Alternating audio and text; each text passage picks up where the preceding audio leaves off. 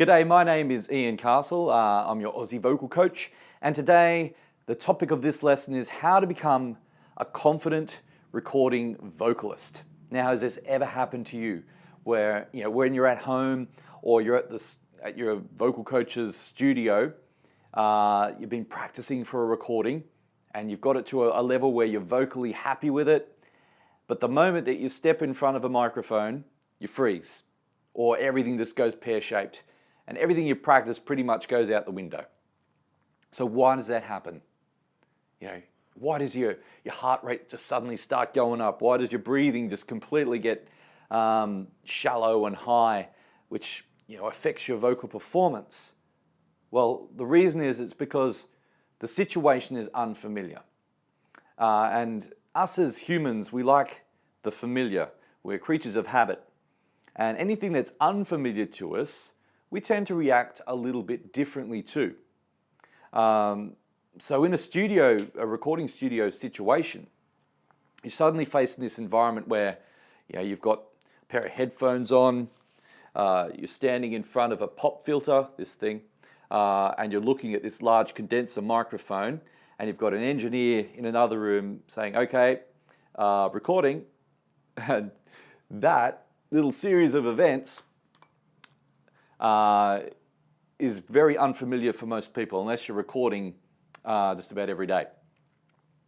Another aspect of that is you're actually in this position, right? You're standing in front of a microphone. I'm actually having to drop down a bit here just so this is not going to block the light.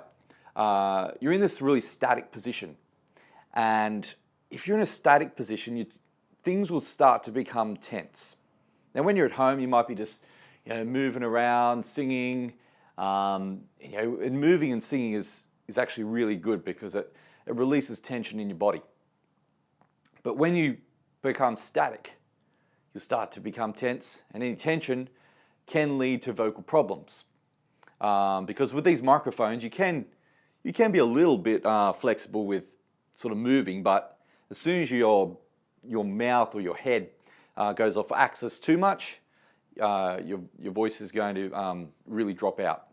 That makes the engineer a little bit cranky because they then have to try to manipulate it, or you have to do the take again. So we do need to be quite focused physically so we can deliver that vocal performance straight into the condenser. Now, the other thing is, when I'm talking about focus, is if we're focusing on this, which is literally like 10 centimeters away from my mouth, what we focus on tends to be how we project our voice. So focusing on something that's so close to us, naturally we're not really going to project very far. So, and that's going to affect things like phrasing and high notes and supporting your voice. So what you need to be able to do is actually sing through the microphone, picking like a focus point many, many meters away. I'm actually looking out through my window in my studio, and I can see for hundreds and hundreds of meters. And I can actually look at a tree and focus my voice to that point and not this point. So that's going to allow me to allow my air to do a lot more of the work. So how can we improve this unfamiliar situation? Well, if you think about yourself like an athlete, you're a vocal athlete, right? Any other athlete is going to go through like a pre-game or pre-race routine, or a series of things that they do to get themselves into a mental and a physical state that is going to allow them to perform at their best. Now, you'll often see athletes with headphones on, listening to songs which get them into a mental space, which fires them up. And during that time, they might also be mentally rehearsing the race or the game, so that they're almost anticipating how they're going to perform. So that's not a surprise, they're actually expecting to do that. Now, as a vocal athlete, you can either use stillness or energy in your performance. Now, if you're a high energy singer, like a rock singer or a heavy metal singer, you're probably not going to want to put a bit of meditation music on and get yourself all zen. You want to put on something that you can get yourself fired up with, right? And you might combine that with physically getting yourself pumped up by doing a bit of jumping around, pumping out some push-ups, whatever. And that's going to get you into a mental space, a mental state, which will allow you to perform at the level that you need to perform.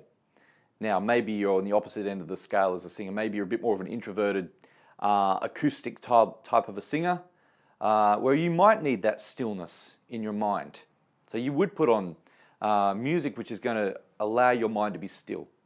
You could do some deep, relaxing breathing, combined, with going over the song in your head and just imagining yourself, putting yourself in that picture, singing at the level that you need to be singing.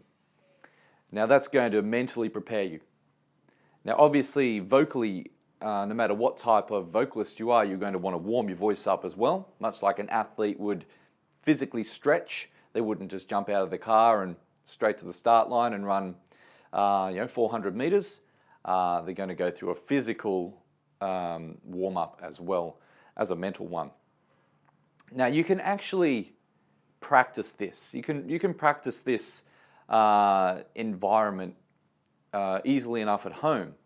Like you could get yourself a cheap condenser, pop filter, a pair of headphones, and put yourself in that environment where you're becoming more familiar with singing into a microphone or singing through the microphone.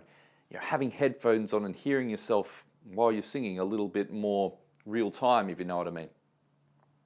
So that, if you're doing that every day, when you get to that point where you're in a recording studio, you're going to feel much more confident and comfortable because you will have practiced at least that element of the recording process yourself.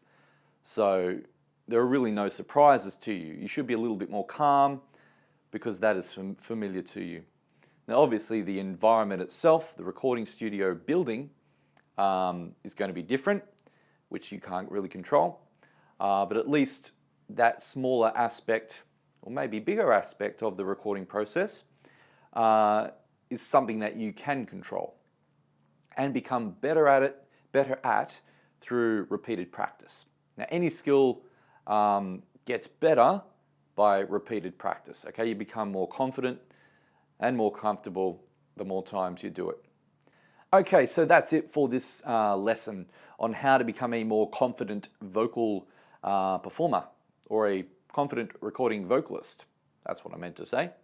I hope you've gained some insight into how a recording vocalist can perform at their peak reliably and confidently and with predictability each time. I hope it helps you, and I will be back very soon for another lesson. Bye for now.